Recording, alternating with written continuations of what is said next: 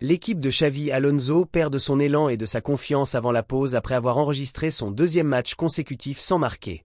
Il n'y a pas de silence plus pesant dans le football que celui qui suit un but manqué. Le Real Madrid a quitté Vallecas sans ce rugissement habituel qui masque les problèmes et dissimule les doutes. Pour la première fois en Liga cette saison, les Merengues n'ont pas réussi à marquer, et au pire moment possible, alors qu'ils commençaient à se réveiller après le Classico. La trêve internationale arrive comme un repos bien mérité, mais aussi comme un moment de réflexion difficile. Ni football, ni finition, et le sentiment qu'il leur manque encore quelque chose pour se mettre en route. Le match nul et vierge contre le Rayo Vallecano confirme que l'équipe de Xavi Alonso traverse une période difficile qui ne s'explique pas uniquement par un manque de précision.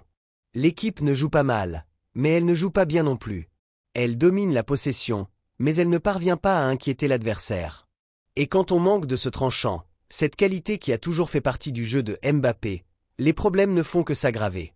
Un score catastrophique de 52,94% qui frappe durement le Real Madrid et relance le débat.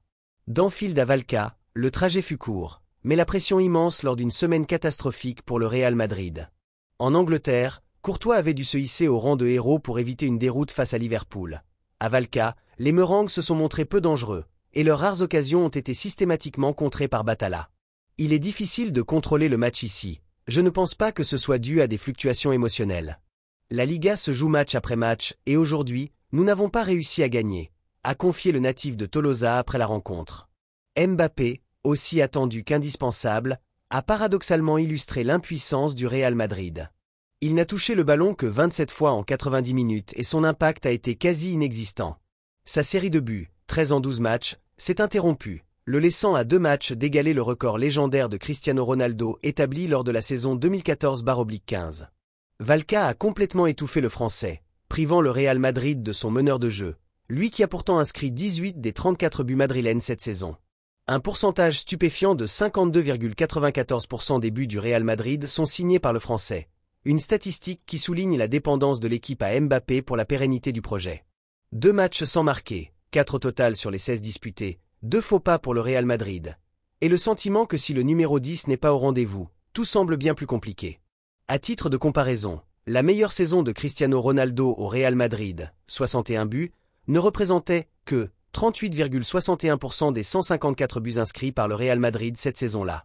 Messi présente une situation similaire, 29,46% avec ses 73 buts sur les 185 marqués par Barcelone. Le problème, cependant, est collectif. Les statistiques montrent que le Real Madrid a tenté plus de 20 tirs lors de chacun de ses 5 derniers matchs de championnat, une situation inédite depuis 2010 sous Pellegrini. Mais les statistiques sont trompeuses. Parmi ces tirs, très peu sont intentionnels, peu sont cadrés, et peu représentent un réel danger. Face au Rayo Vallecano, ils ont à peine cadré 5 tirs, aucun suffisamment dangereux pour faire basculer le score. Et le schéma se répète, une possession stérile, des attaques prévisibles, peu de mouvements et une trop grande dépendance à Vinicius pour casser les lignes.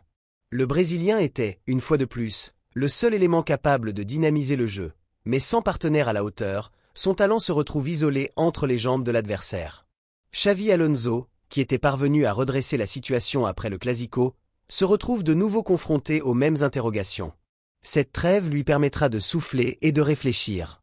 Xavi Alonso a du pain sur la planche, et la priorité absolue est de retrouver de la fraîcheur dans le dernier tiers du terrain, de reconnecter ses attaquants, et surtout, de redonner confiance à l'équipe, confiance qui semblait s'être installée il y a à peine 2 semaines. Car les buts finiront par revenir, mais le Real Madrid ne peut pas se permettre d'attendre. Pour l'instant, c'est le blocage. Pas de but, pas de sourire, et plus de questions que de réponses.